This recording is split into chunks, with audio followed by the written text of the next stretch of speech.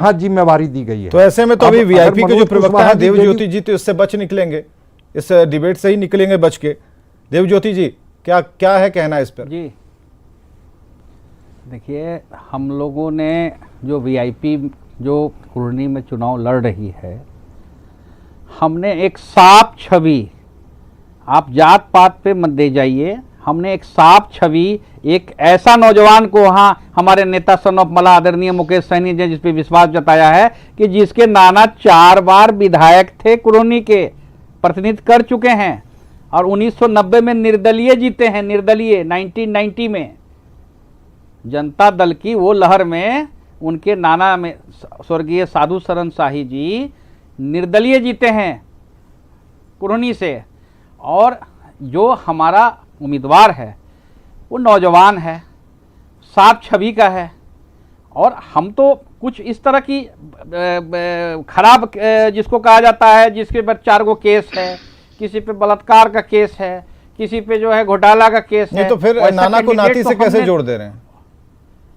हम क्यों नहीं जोड़ दें? आज उसी का उसी जो 4 साल जो प्रतिनिधित्व किए हैं वो आ रहे हैं डॉक्टर रामसागर जी आ रहे हैं, रुकिए जरा। हाँ,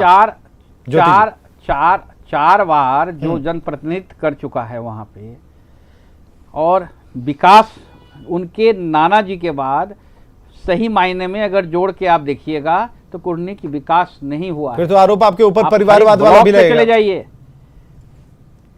परिवारवाद तो हम परिवार, साधु शरण शाही जी तो कभी हमारे वीआईपी पार्टी में तो थे नहीं, ये परिवारवाद का है। लेकिन ये तो परिवारवाद, भाई जो है वो पॉलिटिकल हुआ ना, फिर तो उन्हीं को दे रहे हैं। कोई आम कार्यकर्ता को क्यों नहीं दिया आपने टिकट? आपकी पार्टी में तो कई कार्यकर्ता होंगे। हम तो फिर से कह रहे हैं कि हमारे नेता के पास 17 बायोडाटा आया था, जिसमें से 5 भारतीय जनता पार्टी का, 1 एमएलए का बायोडाटा है। अगर बोलिएगा मैं लाना भूल गया, वो सारा बायोडाटा हम दिखा देंगे, किस किस ने बीजेपी से भी टिकट मांगा था हमारे यहाँ। आपका नाम नहीं था उसमें? मेरा नाम किस के लिए सर? नहीं, हम तो कह रहे हैं कि एक आम कार्यकर्ता को भी मौका मिलना चाहिए। तो हम तो पूछ रहे हैं कि वीआईपी के जितने भी और कैंडिडेट्स हैं, खासकर जो कार्यकर्ता जो झंडा बरदार है, उन्हें मौका मिल जाता।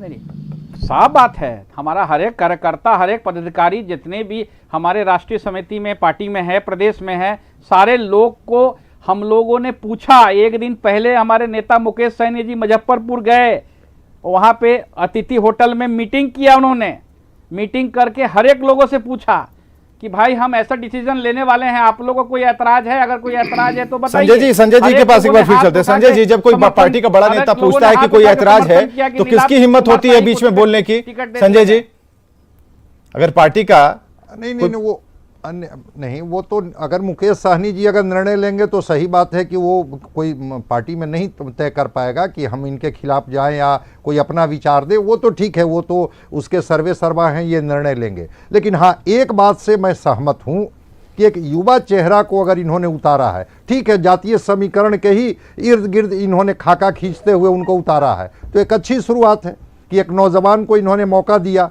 ठीक है, बाकी लोग वहाँ से प्रतिनिधित्व कर चुके हैं, जनता देख चुकी है कि उनके किस तरह के वहाँ पर प्रयास रहे हैं उस क्षेत्र के विकास के लिए। एक नया लड़का आया है, इसको इन्होंने उतारा है मैदान में, परिणाम क्या होगा वो अलग पार्ट है, लेकिन ये एक अच्छी शुरुआत है। लेकिन फिर मैं कह रहा हूँ कि सारे कैंडिडेट को अगर आप आंकेंगे तो उसी जातीय खांचे में फिट बैठते हुए दिखेंगे आपको। उस जातीय खांचे से बाहर कोई पार्टी ने हिम्मत नहीं जुटाई है अपना कैंडिडेट देने का, चाहे वो पहले से। तो बीजेपी वालों से पूछ ले क्या, या कोई नया चेहरा हो। संजय जी, बीजेपी वालों के पास चलें क्या? रामसागर सिंह है हमारे साथ। रामसागर जी, जरा बताइए, जो आरोप राजनीतिक विश्लेषक होने के नाते संजय कुमार लगा रहे हैं और अपनी बात कह रहे हैं, आरोप मत समझिएगा, बात जो कह रहे हैं, क्या एक आम जनता के मन में यही जो धारणा है, यही बात है कि आप लोग इस दलदल से निकल नहीं पाए और अपने दल को मजबूत करने के लिए वैसे ही कैंडिडेट को आगे किया जिससे आपको फायदा होगा? जी देखिए, चुनावी राजनीति में कोई भी दल उतरता है तो आज जो भी पार्टियां ये समझती है कि जाति और संप्रदाय के आधार पर राजनीति कर करके और हम जनता का दिल जीत लेंगे, वो मुगालते में रहते हैं। अब जनता काफी सजग हो चुकी है इन जातिवादी और सांप्रदायिक पार्टियों को उनके दुकानदारी पर ताला लगाने का काम कर रही है। आप 14 के बाद से देखेंगे कि 14 में भी ये काम जनता ने की है और 19 में भी ये काम करने का काम की है। अब जो भी पार्टियां जनता के लिए काम करेगी उसी पार्टी को जनता आगे बढ़ाती है और गले लगाती है, चाहे वो किसी जाति का हो, चाहे वो किसी धर्म का हो। हमारी पार्टी जाति या संप्रदाय के आधार पर कोई भी योजना, आप केंद्र सरकार का देख लीजिए, मोदी जी का कोई भी योजना नहीं है। ये तो आप समझा रहे हैं ना, लेकिन यहां पर जो AIMIM के जो उम्मीदवार हैं अगर वो उतरते हैं मैदान में, उन्होंने डाल रखा है, तो ऐसे में मुश्किल नहीं हो जाएगा आप लोगों के लिए?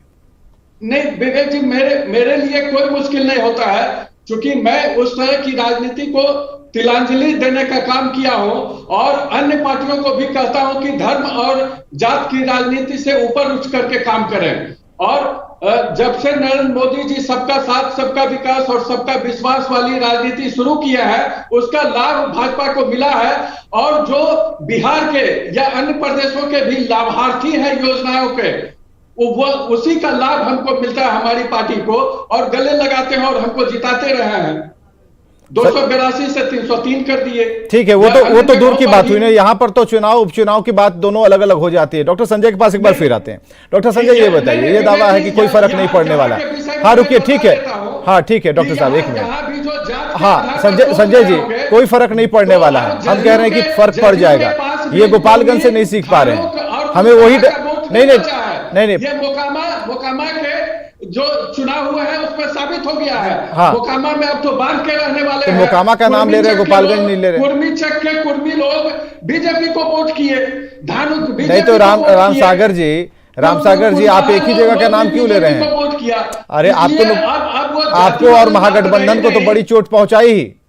आप देखिए ना कि किस तरीके से अब नीतीश जी का वोट रहा नहीं, चूंकि अब उनको जाता हुआ देख रहा है। कुर्मी समाज के लोग भी, धानुक समाज के लोग भी, और कुशवाहा को भी नहीं देख रहा है सत्ता में आते हुए। उपेंद्र कुशवाहा को जिस तरीके से फेंक दिया गया है, तो उस समाज के लोग भी देख रहे हैं। तो ये ले तो लिए हैं सीट, लेकिन जिता नहीं पाएंगे, क्योंकि ये धोखा दिया है जदयू वाले गोपालगंज में उनको, तो वो कुढ़नी में धोखा देंगे और कुढ़न पैदा करवाएंगे इनको। चलिए, डॉक्टर राम सागर ने अपनी बात तो कह दी, लेकिन डॉक्टर संजय कुमार हमारे साथ है। डॉक्टर संजय कुमार, जरा हमें क्लियर कीजिए, ये कह रहे हैं कि कोई फर्क नहीं पड़ने वाला है, एंट्री होने दीजिए। नहीं, ये तो अपनी बात करेंगे, क्योंकि ये तो भारतीय जनता पार्टी के स्पोक्स पर्सन है, तो क्या कहेंगे कि फर्क पड़ जाएगा? ये तो कहेंगे ही कि फर्क नहीं पड़ेगा। लेकिन मैं फिर कह रहा हूं कि ये लिटमस टेस्ट होगा कि वहां पर जाति जीतेगी या विचारधारा या पार्टी जीतेगी, तो ये तो तय हो जाएगा ना। ये मैं तो कह रहा हूं कि उस सांचे से, उस खांचे से ये लोग निकल क्यों नहीं पा रहे हैं?